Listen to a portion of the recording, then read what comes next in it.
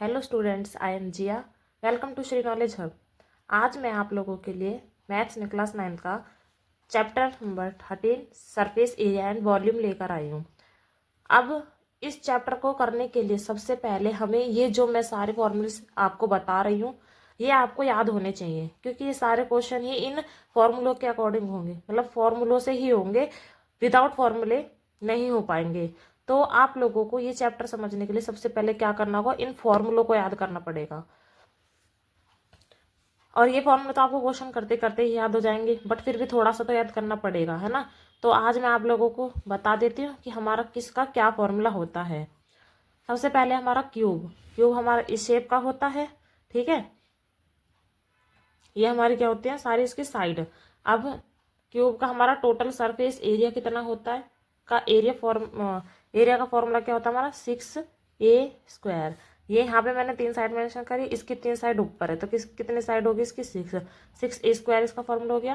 फिर curved surface area निकालने का फॉर्मूला क्या होता है 4a², ठीक है। वॉल्यूम निकालने का फॉर्मूला क्या होगा इसका a³ डायगोनल डायगोनल निकालना है हमें इसका, तो इसका फॉर्मूला क्या होता है a√3। नेक्स्ट हमारा क्यूबॉइड क्यूबॉइड हमारा कैसा होता है, क्यूब तो हमारा थोड़ा छोटा स्पेस का छोटा साइज का होता है, क्यूबॉइड हमारा थोड़ा बड़ा साइज का होता है, ठीक है। तो क्यूबॉइड निकालने का हमारा टोटल सरफेस एरिया का फॉर्मूला क्या है 2 ब्रैकेट में क्या आ जाता है हमारा length into breadth plus breadth into height plus height into length. ये हमारा टोटल सरफेस एरिया निकालने का फॉर्मूला है। कर्व सरफेस निकालने का फॉर्मूला है हमारा 2 ब्रैकेट में length plus breadth bracket close into में हाइट। ये कर्व सरफेस एरिया का है। वॉल्यूम निकालने का है हमारा length into breadth into height.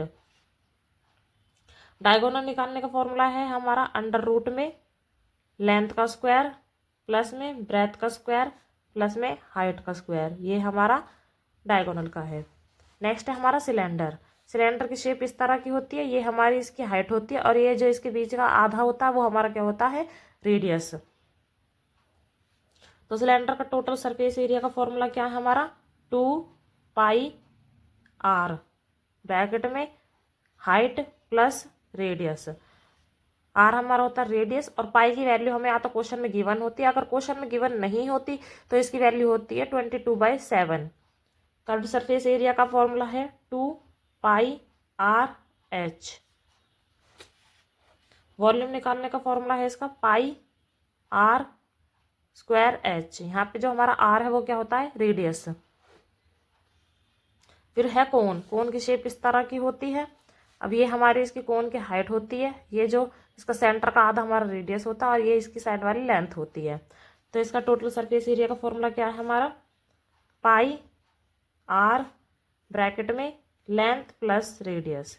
ये होता है कर्व्ड सरफेस एरिया का होता है πrl। वॉल्यूम का फॉर्मूला होता है हमारा 1/3 πr²h।